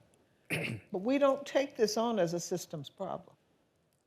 I'm excited about this program because it identifies the barriers ahead of time so that they can be removed. They do not become showstoppers. Oh, so I think that it's a hard problem because it's a hard problem. And our society is not built up with smooth pathways. And the challenges that are there are complicated by cultural and social and historical issues that just don't seem to be moved. And I think that we have to move those things, and we have to be willing to talk about those things that need to be moved. John, what are your thoughts? Well, I think I first got involved in this in the early 70s to some extent, even when I was a graduate student, of trying to help other people. NACME, the program that Dr. Campbell referred to and her husband was president of, was established through the National Academy of Engineering in 1973 with a man named Percy Pierre, who I'm working with now. It's almost 50 years later on this. And I think it's difficult. Of course, there's cultural background that Dr. Malcom talked about, but it's a systems problem. So I think we've done things piecemeal. We have something over here. We're talking about going from three-year-old or five-year-old children all the way up through careers. And it's really a linear systems problem. And you look at each component, it's not the sum of the pieces. And so the handoff is really important. Our careers are all handoffs. And what you do at the beginning and at the end, so someone graduates, you don't just say, well, go off. You got to keep working on it. And most of us in this room have had mentoring and help along the way. But I don't think we've looked at the problem like that in a holistic way, and I think that's what this program could do. I haven't seen a program designed like the Rales fellowship program is, and I think it can fill in a missing piece on this. And we know that as your chances of a leadership position increase with a graduate degree often, and I think it can make more visible a greater fraction of our society. So it's got to look at the whole thing, and I think that this is a start to put the pieces together. Carmelle, I'm going to come to you next, but before I go there, I just want to ask Shirley a little bit about, you are an accomplished scientist who've been also involved in public policy and focusing on these really important issues. Before I go to Carmelle, I want you to tell us a little bit about your experience as a young scientist, as you entered the profession, and share with that a little bit. Yeah, I just want to say that when Dr. Campbell was talking about the history and what was going on in the history, that was the history I lived. The post-Sputnik, I came to science post-Sputnik, but I came to science from Birmingham, Alabama, as a black girl in Birmingham. So that meant I went to segregated schools that were under-resourced. The letter from the Birmingham jail, I was in Birmingham. And the students who were in class with me, basically, many of them ended up in jail, and they were expelled and Dr. King went to federal court in Atlanta to get them reinstated so that they could graduate. And when I left Birmingham, I went to the University of Washington in Seattle. Now, if anybody knows Seattle in 1963, that was the anti-Birmingham in terms of the racial composition, the everything. I told you before, I was isolated. I was the only, wherever I went, in the dorm, in the lab, and the whatever. And I struggled because I was underprepared. And that's one of the things that I think that in many cases we forget.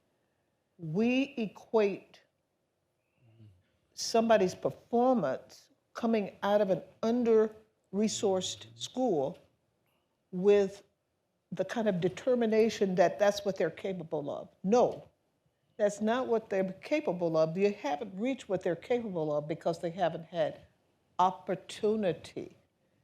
And I think that those are the kinds of things that in the policy context, that the things that I did in the policy context have been efforts to try to repair the roadway, the pathways that I know can basically hang up students and keep them from being successful. My lived experience, along with the research, essentially, to stand up a lot of the initiatives that we've talked about, because we've been working with the STEM Opportunity Alliance to put that in place. We have our first convening tomorrow at Morgan State. So it's like, how do you transfer your lived experience, the research, into a policy context so that you can change what NSF does, that you can change what NIH does, that you can change how philanthropy thinks about the problem, how the government thinks about the problem. And I think these are the real challenges. Thank you.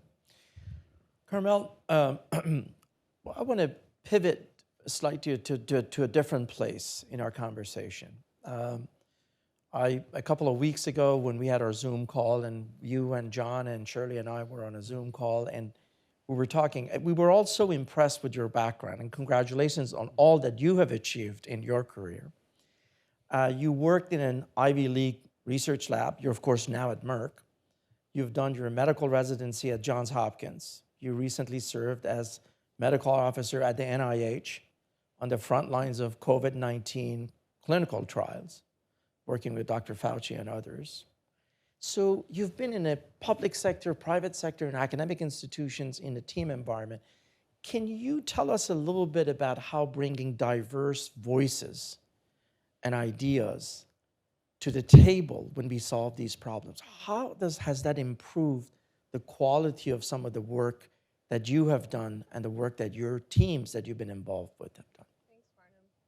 When it comes to quality in medical research and clinical trials in particular, obviously there's a need for diversity in the population that's being studied. You want a diverse study population that reflects the patients who will ultimately benefit from the product that's being developed. But what might not be as obvious is the need for scientists who come from diverse backgrounds to actually carry out that research.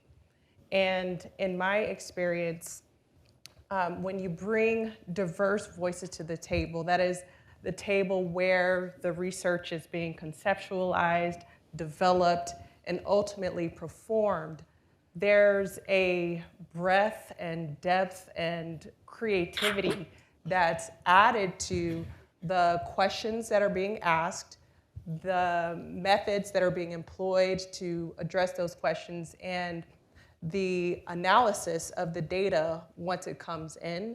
When you have a diverse research team, they draw upon a broad set of experience, knowledge, and perspectives, and all of that improves the quality of the research that's being performed and ultimately the product that's brought forth for the benefit of the patient. So.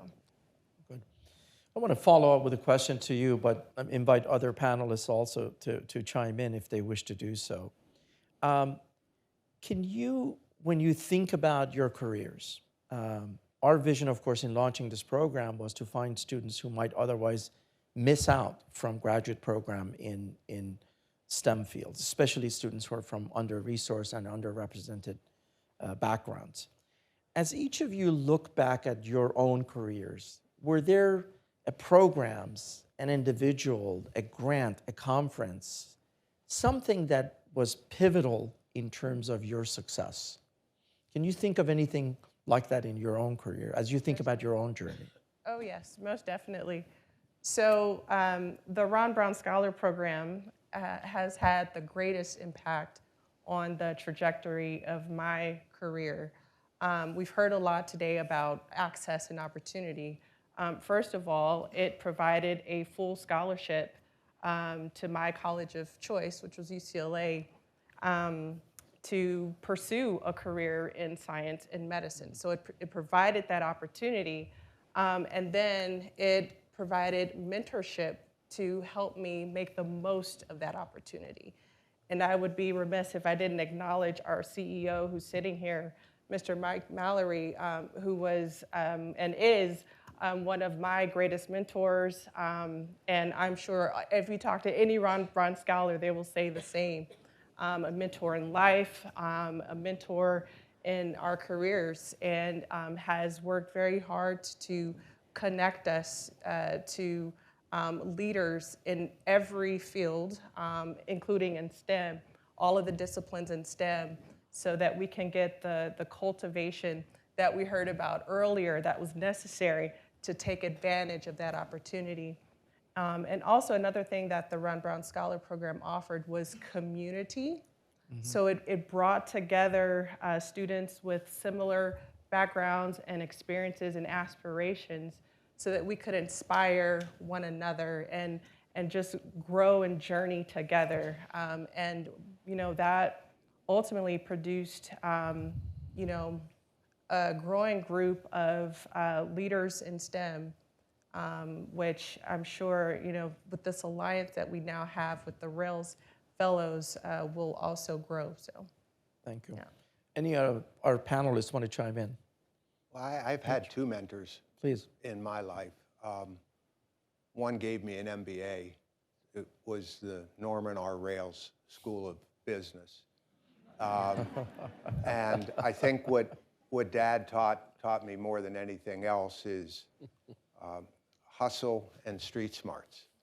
And growing up in an orphanage and sneaking out at night and buying a pie for a nickel and then coming in and selling 8 slices for a penny apiece, he learned a lot about hustle, and he also taught me very quickly that if you're in a poker game and after 3 hands you haven't figured out who the sucker is, you're it. So that education of learning to hustle and deal with people was invaluable. The second mentor, who doesn't even realize he was a mentor, was the great author of many wonderful business books, Jim Collins, Good to Great, Built to Last. His writings about what keeps companies at the top of their game and how to think about it has been something that I've worked hard to replicate with my brothers over and over again in everything we do in our business careers. And I reread his books every year, and there's just so many great learnings. So for the kids, Good to Great, Built to Last, there'll be takeaways for you that will enrich your lives in ways you can't even imagine, and will teach you how to go get things done at a high level and how to keep the humility when you succeed. By the way, for the students, I've already talked Mitch into coming back and giving lectures and teach some classes for us. So now I've gone on record saying it. I don't know how to play poker. You need to come back and talk about Yeah, that. that's right. Anyway, any of other panelists? Shirley, did you want to Go ahead. comment on? I think that we're all here because somebody actually believed in us. That's right. Some mentor saw something that we didn't see yet and helped us to see it. And I want to say this, I really, really am so thrilled for you to tell your story, because you talked about the kinds of influences that you had at times that could encourage and support your growth and your maturation as a scholar. In my case, I was isolated. I was by myself. And I had no one who looked like me. As a faculty member, ever, ever, okay? And it became the situation, and I want to say this to the white male faculty who are here in the room.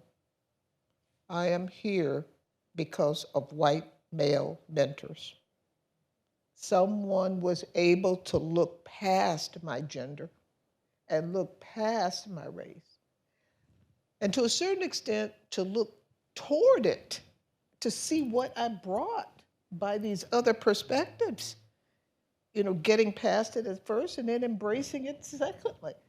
And I think that it's a matter of getting over the kind of cultural divide that has kind of kept people from reaching out and assisting students and coming to understand that they have something to offer.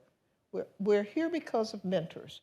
Right. And I want to thank my mentors. I had one of my mentors just died earlier this year. And I did have an opportunity to thank him. And it is very meaningful that that was the case, because without that, we wouldn't be here. None of us would be here. I completely agree, Dr. Malcom.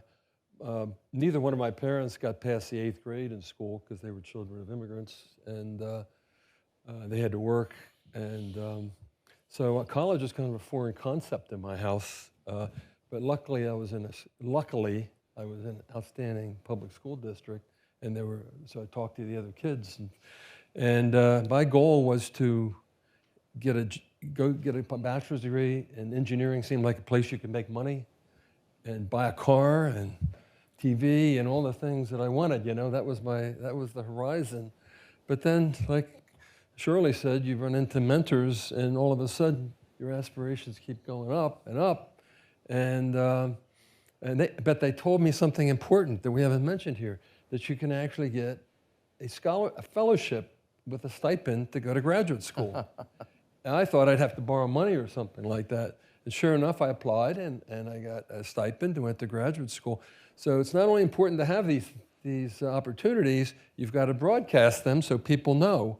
And there's parts of this country where some students aren't going to find out about them. So that's the element I would add to everything. Every one of your examples really is about access and opportunity, and it's really, which is at the heart of the program that we've created here with support of Rales Foundation. We're going to run out of time soon, but I do want to go back to John and Shirley. You both are involved in national organizations, National Academy of Engineering, of course, and AAAS, that are intensely focused on the changing nature of academia and programming that's needed to support some of the priorities that we talked about. I want to give each of you an opportunity to talk about, perhaps in the organizations that you are, what are some of the programmatic things that you're working on in the national academies with respect to support for a much more diverse STEM population? John? Talking about the National Academies of Science, Engineering, and Medicine do many studies on education, and they're working harder now on dissemination from those studies and coming up with action. In the NAE, because we're engineers, we ask the question how, not just what, but how do we get to where we want to go. I started a committee on racial justice and equity after the George Floyd incident, and we have 20 members, all very successful individuals, who are members, and we're looking at the equity, focusing on the equity, and as well as the justice. And we're trying to put together programs with funding agencies. We're a convening body. We don't have resources in hand, so we're convening various studies and action with action items. One that we really would like to start is called tracking and linkage. And this goes back to the idea of systems from somebody who starts out, what happens to people coming in? Where do they fall off? And so on. What can we do to keep them from falling out? And so on. And this is led by a couple members of our committee. And another one is a focus on the workforce. We know that in 2050, I think it's estimated that 47% of the U.S. population will be white, okay? And that means 23% will be white males, okay? So we have to go well beyond the white male model for engineering if we're going to be successful. And so this track, we're working now with one university, and we're trying to get more universities on tracking and linkage to find out just what happens to students, the ones that succeed and the ones that do not stay with it. And those are just two examples of many things. We understand how important it is for the future workforce to represent the entire society, as was mentioned before. And so we're focused on that. Well, AAAS has been involved in a number of efforts. We have over 50 years of work in this area. A lot of people don't realize we've been trying to work on this issue for as long as we have. And when we first started, it was like trying to identify particular interventions to solve particular programs. We really came to understand early on, but we didn't know how to do it, that the problem was a systems problem. So now we have essentially two very strong systems-focused efforts. And we are working with the STEM Opportunity Alliance that Dr. Campbell described, that we are the implementation arm of that right now. It is based inside of AAAS. Another initiative which is really important is Sea Change, STEM equity achievement. And Sea Change is important because it works with institutions to transform themselves and to remove the barriers that are present within their practices, processes, approaches, procedures, culture, etc. And you know that I have been talking with you and with your provost about CMU coming online because the institution has to close the gap between where it is and where it wants to be. And you can only do that by knowing where you are and through your values, articulating where you want to be, and then removing the gaps that keep you from that kind of achievement. And those big things, you want to talk about big, audacious, those are audacious goals to try to change institutions, including the agencies and departments of government, including the way that philanthropy gives out their resources, including the entirety of the way that we think about the STEM enterprise. Thank you for that response. Mitch, I want to, we started talking about your parents. Of course, Josh shared with us their journey very briefly. You and your brothers have made a decision to make this historic investment in honor of your parents with the creation of this fellowship program at Carnegie Mellon. I want to give you another opportunity to say a little bit more about how their story has impacted you and the decision to launch this program. Well, that's a great question. It's impacted in a lot of ways. We've touched on many of them, particularly the concept of champion of the underdog. Literally on my dad's gravestone, it says champion of the underdog.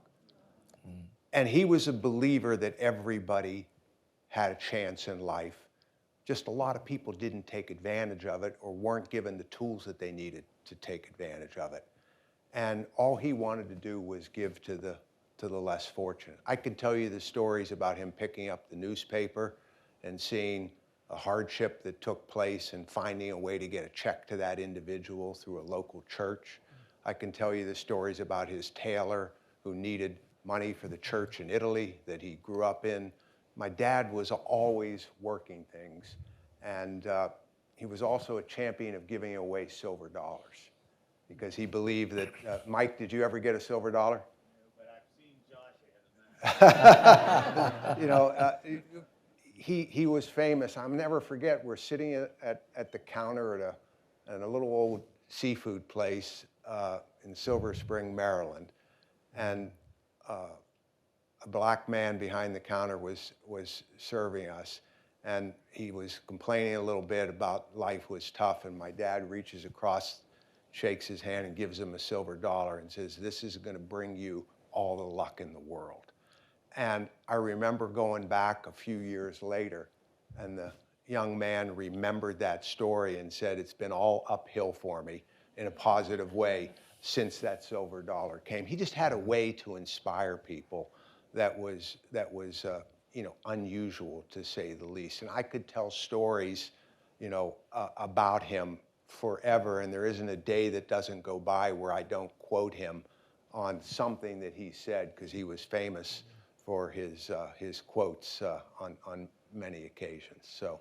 Well, we look forward to bringing the first cohort here, and you can tell those stories to the cohorts that are going to come here in fall of 2024. Farnam, he also told me to never stop recruiting great talent. So when you decide to leave Merck, we have a place for you at Danaher. We are in desperate need of great talent on an ongoing basis. So, well, I'm gonna wrap up because we have a reception outside. I want to invite all of you to join us, of course. But I want to wrap up by a question to Carmelle. You've had an amazing career, but we have dozens of students in the audience. What advice do you have for our students, especially the ones who are thinking about graduate school, about the role of graduate school and how it can play in shaping their careers? Yes. Talk to them. They're all over there. Yes. We heard from Representative Lee earlier that a brighter future is possible, and we all have a responsibility to build it. So then the question becomes, how do you learn how to build? Grad school, you learn science, research, engineering in grad school. You learn how to lead in each of those fields in graduate school. And there's no better place to do it than here at CMU. And we're grateful for the Rales family for opening the door for you to pursue that. Whatever your big, hairy, audacious goal, your BHAG is, you have to learn the skills and the knowledge to reach that goal. And you do that through a graduate education.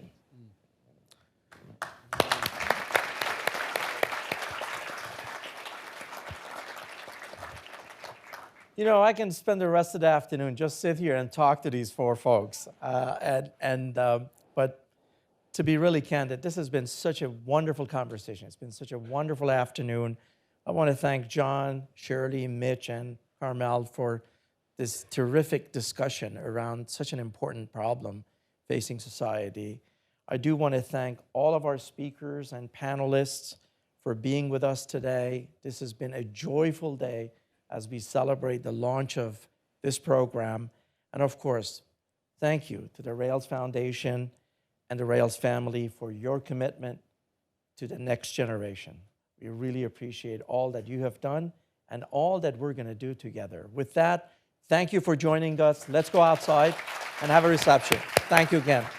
Good job, Farnam. Thank you.